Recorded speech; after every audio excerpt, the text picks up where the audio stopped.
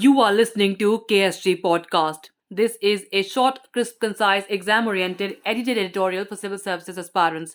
The topic for the podcast is the space race. The source for the content is John Sindro's article for the Wall Street Journal. Almost 50 years after humans last walked on the moon, private capital has sparked a new space race. Shooting rich people into space gets all the press, but investors probably should pay closer attention to the more humdrum business of launching small satellites. Special purpose acquisition companies, or SPACs, are still funding the new space economy. Recently, Virgin Orbit, a firm dedicated to launching small satellites, said it would go public via such a vehicle. Its rival, Rocket Lab, also hit the stock market upon completion of its own SPAC deal announced in March.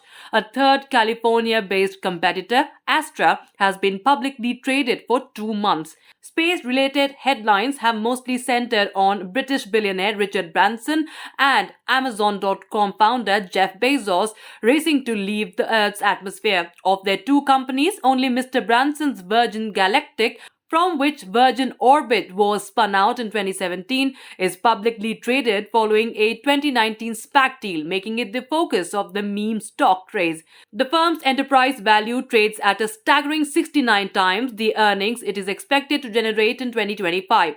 Footage of Branson floating around was an effective publicity stunt for space investing, yet the new crop of companies deserves more attention. Miniaturization has slashed the cost of making satellites. A constellation of them launched into low orbit, such as the Starlink system designed by Elon Musk's SpaceX, opens up countless applications. To be sure, early movers like OneWeb have already run into trouble, echoing the disappointment that followed a previous wave of satellite ambitions in the 1990s. Yet the prize is big enough to attract enduring interest. Of the $1 trillion in revenues that analysts at Morgan Stanley expect of the space economy by 2040, half might come from satellites. For satellite companies looking for a launch partner, a big rocket like SpaceX's Falcon 9 offers a price per kilogram that is hard to beat, but they still need to compete for shared space on board. The newcomers' small rockets could instead provide dedicated services to specific orbits. If the price is affordable enough, they could be a game changer. Virgin Orbit promises the lowest unit costs by deploying its rockets from a 747 aircraft at 35,000 feet and has already completed 2 successful launches. Astra has a star-studded management team, a NASA contract, and a record of rapid progress, but it failed to reach orbit for the third consecutive time.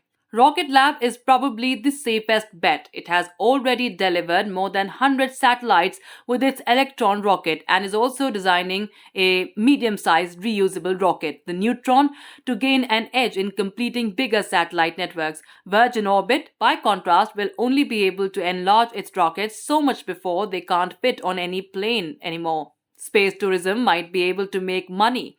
Virgin Galactic already had 600 people booked onto flights and is now selling tickets at double the price. But the investors are paying a lot for a thrill ride to the thermosphere that could shut if a single customer dies. Rocket Lab is trading at a more modest 28 times the earnings that the company forecasts for 2025, while Astra hovers at around 4 times.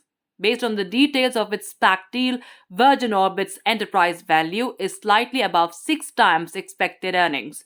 Intense competition among these startups almost certainly means many will fail. Historically, transportation booms have almost always burned investors.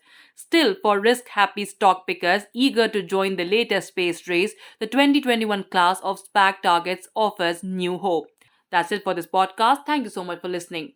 To join KSG India courses and to crack the ICE exam, visit ksgindia.com. You can also get a PDF of this podcast on ksgindia.com. Thanks for listening.